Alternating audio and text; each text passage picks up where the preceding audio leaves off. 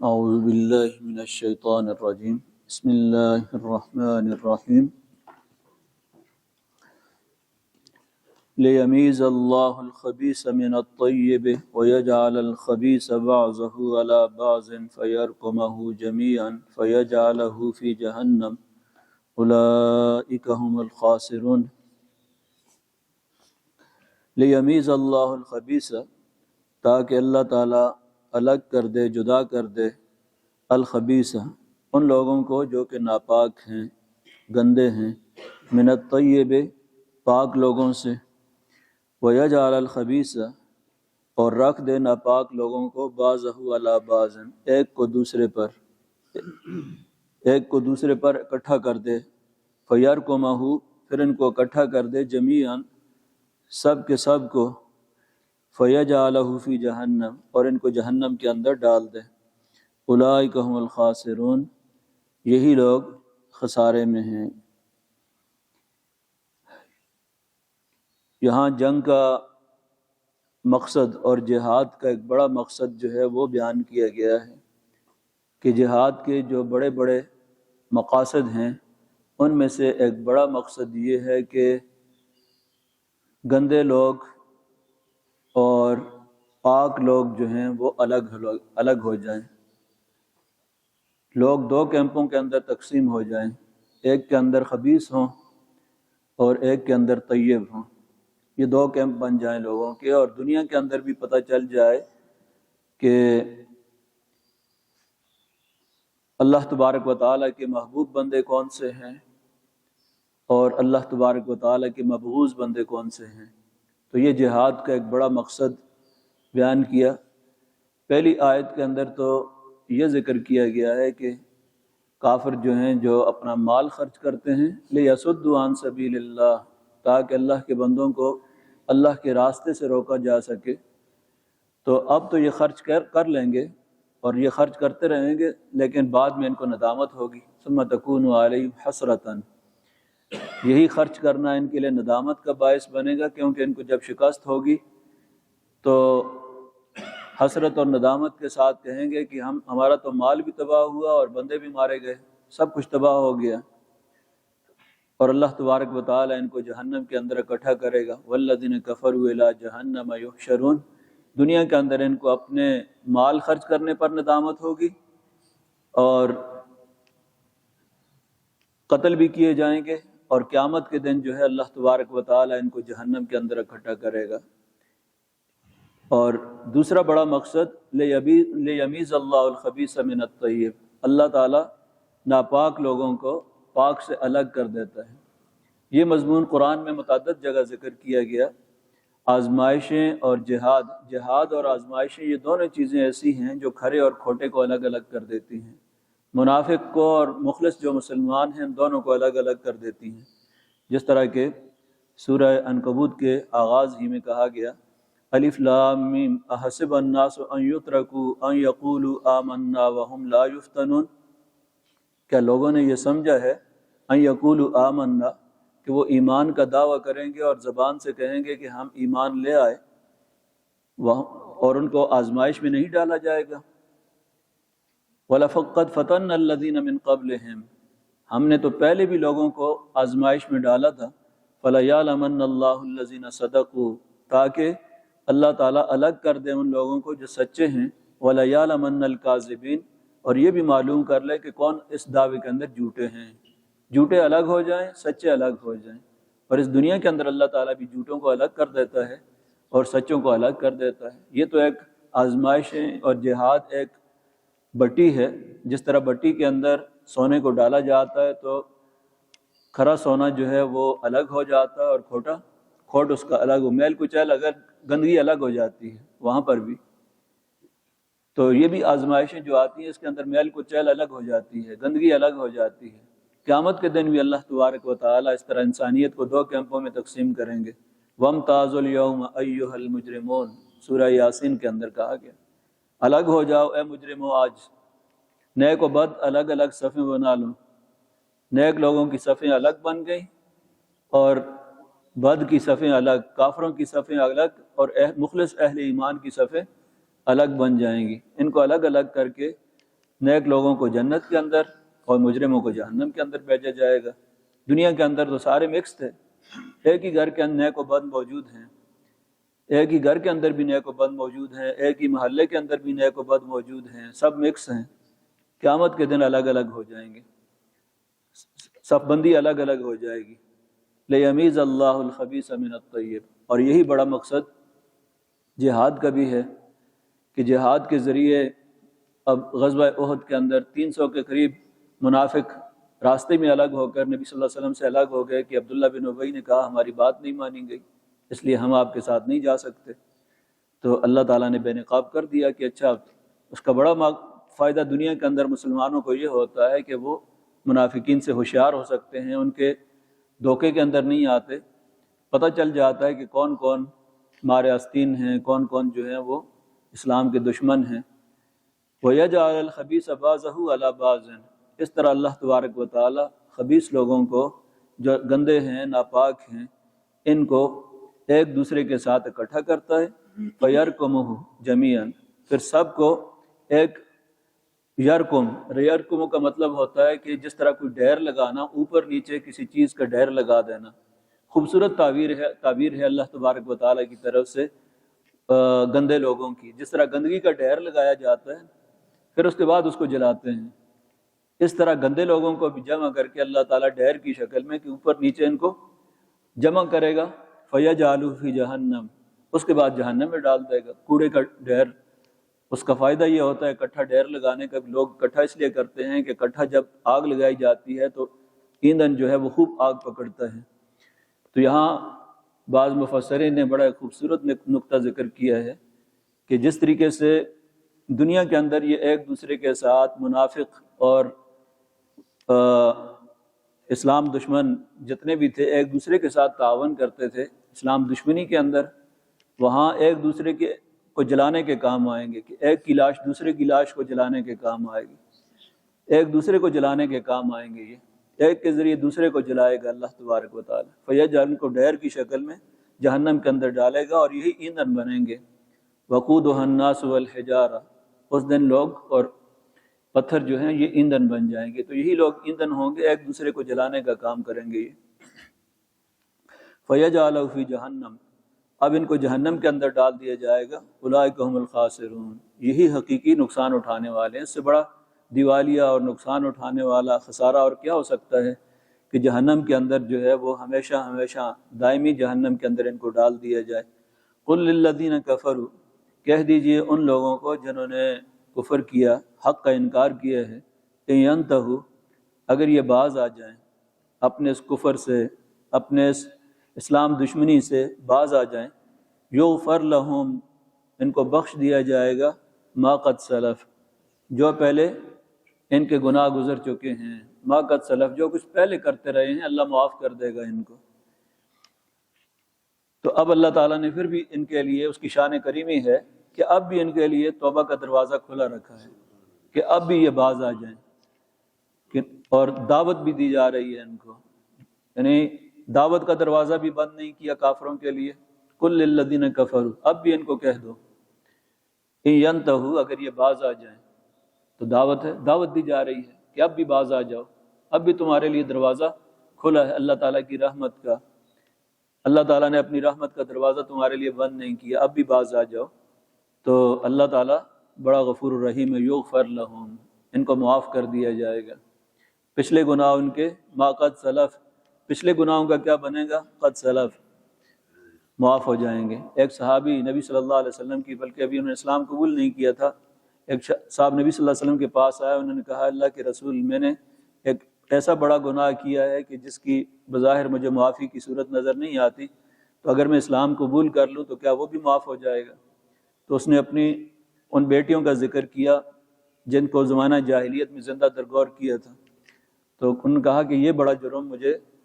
آج تک ستا رہا ہے جو میں نے کیا ہے۔ تو نبی اکرم صلی اللہ علیہ وسلم نے فرمایا الاسلام یہدم ما کان قبلہ، اسلام سابقہ جتنے بھی گناہ ہیں ان کو معاف کر دیتا ہے، مٹا دیتا ہے ان کو۔ پہلے اگر اس نے کفر کیا ہے، شرک کیا ہے، بڑے بڑے جرائم قتل کیے ہیں، بچیوں کو زندہ درگور کیا ہے، جو کچھ بھی کیا ہے، اللہ تبارک و تعالی اسلام کی بدولت جو ہے جتنے بھی گناہ ہیں ان کو معاف کر دیتا ہے، بلکہ ایک دوسری جگہ فرمایا کہ اسلام قبول کرنے کے بعد اس کی حالت اس طرح ہوتی ہے جس طرح کہ بچہ جب پیدا ہوتا ہے تو گناہوں سے بالکل پاک صاف ہوتا ہے۔ وَإِن يَعُودُوا فَقَدْ مَضَتْ، اور اگر یہ دوبارہ اسلام دشمنی کریں، دوبارہ کفر اور شرک اور اسلام دشمنی کی طرف یہ دوبارہ آئیں گے اور جنگ کی طرف دوبارہ آئیں گے، فقد مضت سنت الاولین، تو پھر اللہ تبارک و تعالیٰ کی سنت اور اس کا طریقہ وہی ہوگا جو پہلے لوگوں کے بارے میں گزر چکا ہے۔ مضت گزر چکا ہے، سنت طریقہ الاولین ان لوگوں کا جو کہ پہلے آ چکے۔ پہلے لوگوں کا طریقہ اللہ تعالیٰ کی سنت پہلے کیا تھی کہ ایسے لوگوں کو ہلاک کیا ہے، تباہ و برباد کیا ہے، دنیا کے اندر بھی سزا دی اللہ تبارک و تعالیٰ نے، اور آخرت کے اندر ان کے لیے جہنم ہے۔ تو اللہ تعالیٰ کو کسی نئے قانون کی ضرورت نہیں ہے، پہلے سے اس کا جاری اور ساری قانون موجود ہے قوموں کے بارے میں، کہ جو اس کے باغی ہیں، نافرمان ہیں، ان کے بارے میں کیا قانون ہے، جو اللہ تعالیٰ کے فرما بردار ہیں، وفادار بندے ہیں، ان کے بارے میں اس کی سنت اور اس کا قانون کیا ہے، پہلے سے موجود ہے۔ اس کی قوانین طے شدہ قوانین ہیں، ہر قوم کے بارے میں ہیں، اور کوئی استثناء اس کے اندر کسی کے لیے نہیں ہے۔ فقط مضت سنت الاولین، تو پھر اللہ تعالیٰ کا پہلے سے جاری اور ساری قانون ہے وہی ان پر بھی لاگو ہوگا۔ وقاتلوہم حتی لا تکون فتنۃ ویکون الدین کلہ للہ، اور ان سے لڑتے رہو حتی لا تکون فتنہ، یہاں تک کہ کفر کی قوت اور شوکت ٹوٹ جائے، ویکون الدین کلہ للہ، اور دین سارے کا سارا اللہ کے لیے ہو جائے، دین کا غلبہ ہو جائے، دین سارے کا سارا اللہ تبارک و تعالیٰ کے لیے ہو جائے۔ فَإِنِ انْتَهَوْا، اگر یہ باز آ جائیں اپنی اس اسلام دشمنی سے، اپنے اس کفر سے، شرک سے اور اسلام دشمنی سے، فَإِنَّ اللَّهَ بِمَا يَعْمَلُونَ بَصِيرٌ، بے شک اللہ تبارک و تعالیٰ ان کے اعمال کو خوب جانتا ہے۔ اب یہاں قتال کا حکم دیا گیا غزوہ بدر کے اندر، اور اس کے بعد جو قتال سے متعلق جو آیات ہیں ان میں صرف یہی نہیں کہ محض جہاد کرنے کی اجازت دی گئی ہو، ابتداً غزوہ بدر کے سے پہلے جو ہے وہ جہاد کی اجازت دی گئی۔ اذن للذین یقاتلون بانہم ظلموا، چونکہ مسلمانوں پہ ظلم ہو رہا ہے تو ان کو اجازت دی جاتی ہے، پہلے اجازت تھی اب حکم ہے، قاتلوہم، اب لڑو ان کے ساتھ۔ اور لڑنے کے بعد بھی پھر غزوہ تبوک اور دوسری جگہوں کے اندر نفیر عام کا فرض عین کر دیا گیا تھا کہ جہاد جو ہے یہ اب فرض عین ہے، اور دشمن کے خلاف لڑنا جو ہے ہر خاص و عام، جوان بوڑھا سارے نکلیں گے جہاد کے لیے، اور جو نہیں نکلتے تھے ان پر سخت تنبیہ کی گئی۔ تو جہاد کو فرض کیا گیا۔ اب اس میں یہاں فتنہ کا لفظ ذکر کیا گیا ہے کہ جب تک یہ فتنہ باقی نہ رہے۔ اس فتنے سے مراد کیا ہے؟ فتنے کا لفظ جو ہے وہ 3-4 معنوں میں آتا ہے۔ فتنہ کبھی عذاب کے معنی میں آتا ہے، جس طرح بھی اسی سورہ انفال کے اندر ہم نے پہلے آیت پڑھی تھی وَاتَّقُوا فِتْنَةً لَا تُصِيبَنَّ الَّذِينَ ظَلَمُوا مِنْكُمْ خَاصَّةً، وہاں فتنے سے مراد عذاب ہے، ڈرو اس عذاب سے، لا تُصِيبَنَّ الَّذِينَ مِنْكُمْ خَاصَّةً، جس کی لپیٹ میں خاص ہی لوگ نہیں آئیں گے بلکہ وہ اپنی لپیٹ کے اندر سب کو لے لے گا، وہ آگ سب کو جلا دے گی، سب لپیٹ میں آ جائیں گے۔ تو اس فتنے کا وہاں وضاحت کی تھی کہ جو لوگ امر بالمعروف اور نہی عن المنکر نہیں کرتے، خاموش تماشائی خود تو نیک بھی ہوں لیکن لوگوں کو برائی کرتے ہوئے دیکھیں اور برائی کو روکے نہیں، تو اس کی لپیٹ میں وہ بھی آ جائیں گے۔ وہاں فتنے سے مراد عذاب ہے، اور کبھی فتنے سے مراد جو ہے یہ آزمائش ہوتی ہے۔ انما اموالکم و اولادکم فتنہ، تمہارا مال اور تمہاری اولاد تمہارے لیے فتنہ ہے، یعنی آزمائش ہے، کہ اگر یہ اللہ تعالیٰ کے احسانات کو یاد کرنے کا ذریعہ بن جائے تو اللہ کی نعمت ہے، اور اگر اللہ کی نافرمانی کا ذریعہ بنے تو یہ تمہارے لیے باعث وبال بن جاتا ہے۔ تو فتنہ آزمائش اسی چیز کو کہا جاتا ہے۔ اور یہاں پر فتنہ سے مراد کیا ہے؟ یہاں وہ تفسیر جو کہ صحابہ اکرام سے مروی ہے، 2 صحابہ اکرام نے جلیل قدر صحابی ہیں، ان سے فتنہ کا معنی یہاں ایک عبداللہ ابن عباس رضی اللہ عنہ، اور دوسری تفسیر جو ہے یہ حضرت عبداللہ ابن عمر رضی اللہ عنہ سے منقول ہے کہ فتنے سے مراد کیا ہے۔ حضرت عبداللہ ابن عباس رضی اللہ عنہ کہتے ہیں لا تکون فتنہ اے لا تکون شرکن، کہ جب تک شرک باقی نہ ہے اس وقت تک لڑتے رہو۔ دنیا کے اندر کفر اور شرک جو ہے،